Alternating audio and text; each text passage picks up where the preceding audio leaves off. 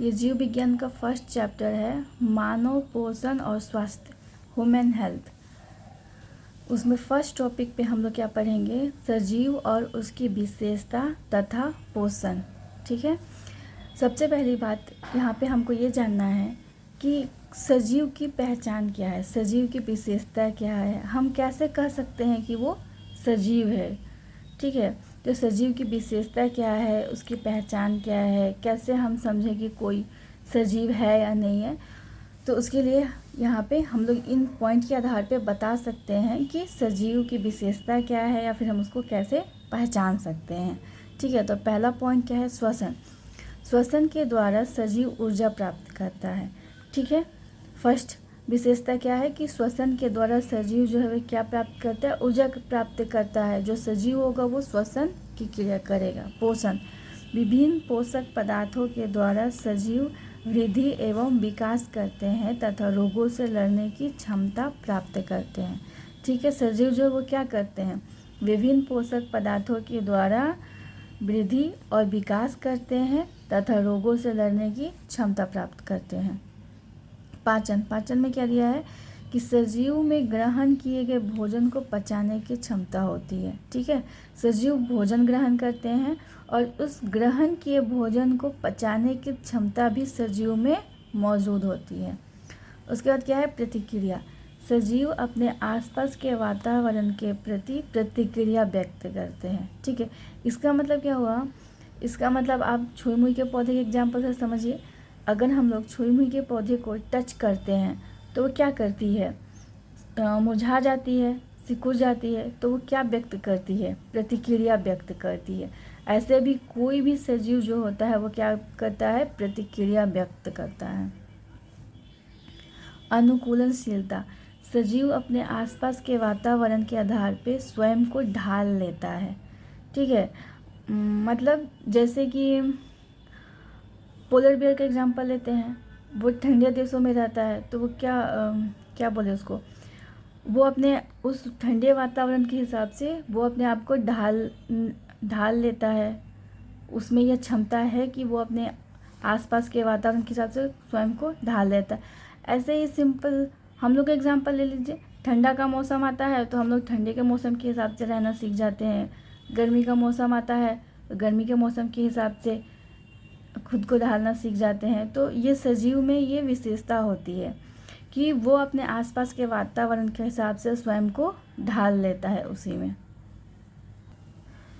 उसके बाद क्या है, गति एवं गमन। गति एवं गमन में क्या है, सजीवों में जानवर गति तथा गमन दोनों करते हैं जबकि पेड़ पौधे केवल गति करते हैं।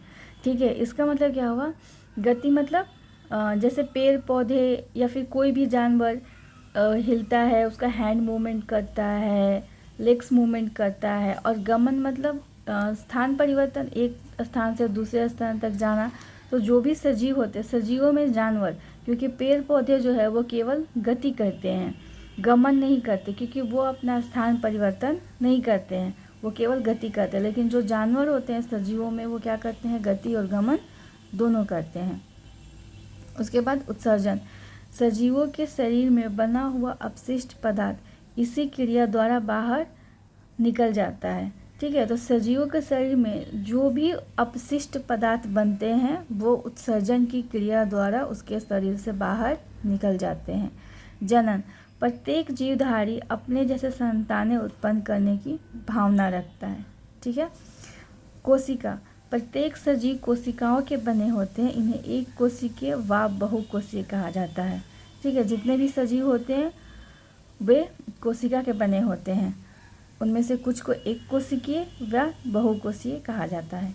ठीक है, तो ये 9 लक्षण है, 9 विशेषता है जिनके आधार पे हम बता सकते हैं कि सजीव कौन होते हैं या सजीव की क्या विशेषता होती है।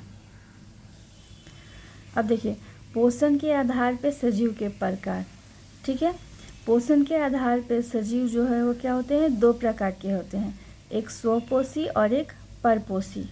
ठीक है, फिर स्वपोषी जो होते हैं वो 2 प्रकार के होते हैं, फोटोट्रॉफिक और कीमोऑटोट्रॉफिक।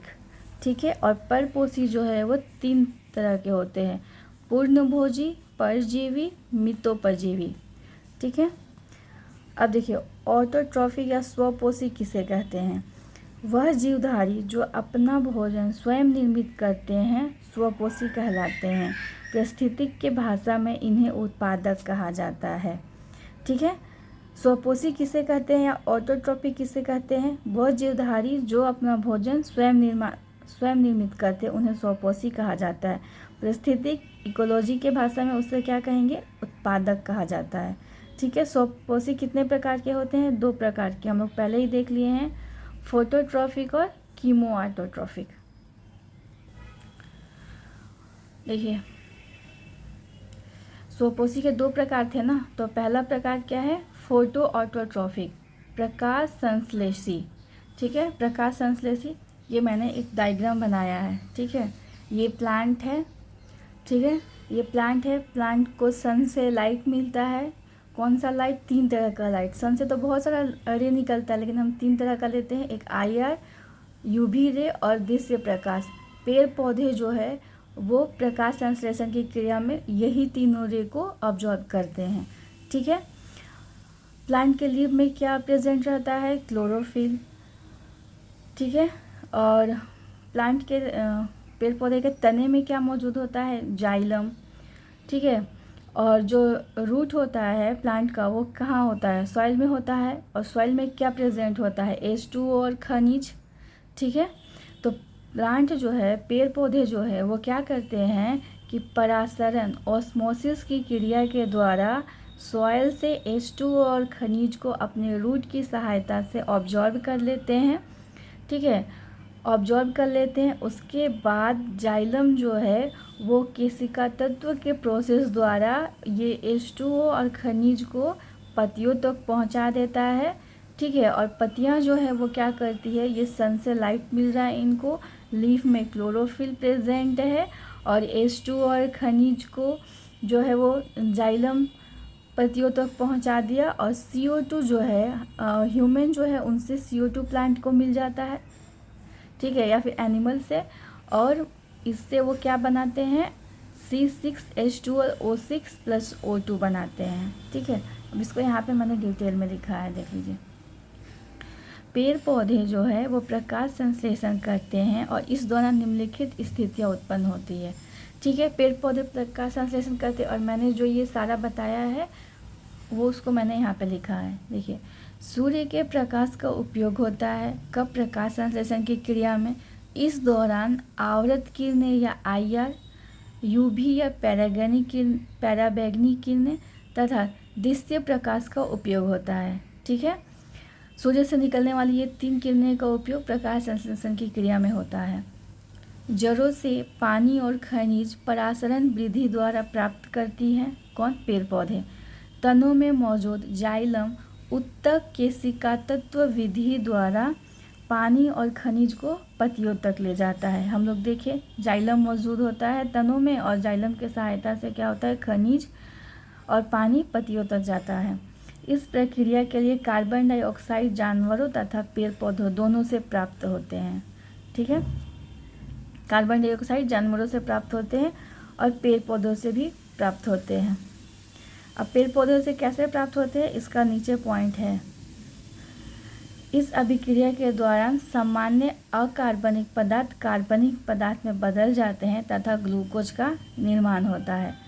ठीक है, इस अभिक्रिया में क्या होता है? अकार्बनिक पदार्थ H2O CO क्या था? H2O CO2 सन खनिज ये सब का उपयोग होता है। तो ये सारे क्या होते हैं? अकार्बनिक पदार्थ होते हैं, जो बाद में क्या किस में बदल जाते हैं? कार्बनिक पदार्थ में बदल जाते हैं, अर्थात ग्लूकोज का निर्माण होता है।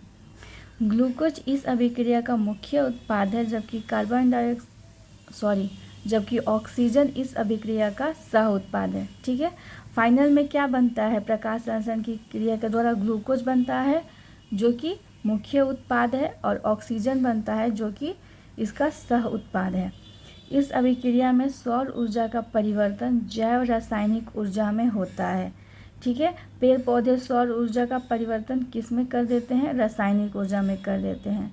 पेड़ पौधों में बना हुआ भोजन यानी ग्लूकोज स्टार्च के रूप में इकट्ठा होता है तथा ATP के रूप में फ्लोएम के माध्यम से पूरे पेड़ पौधों में घूमता है। ठीक है। पेड़ पौधे जो भी भोजन बनाते हैं, ग्लूकोज वो स्टार्च के रूप में प्रेजेंट रहता है और एटीपी स्टार्च के रूप में इकट्ठा होता है और एटीपी के रूप में फ्लोएम के द्वारा पूरे पेड़ पौधों में फैला दिया जाता है। ठीक है, तो ये था पूरा फर्स्ट चैप्टर का फर्स्ट टॉपिक। समझ में आया होगा तो लाइक ज़रूर कीजिएगा। Thank you.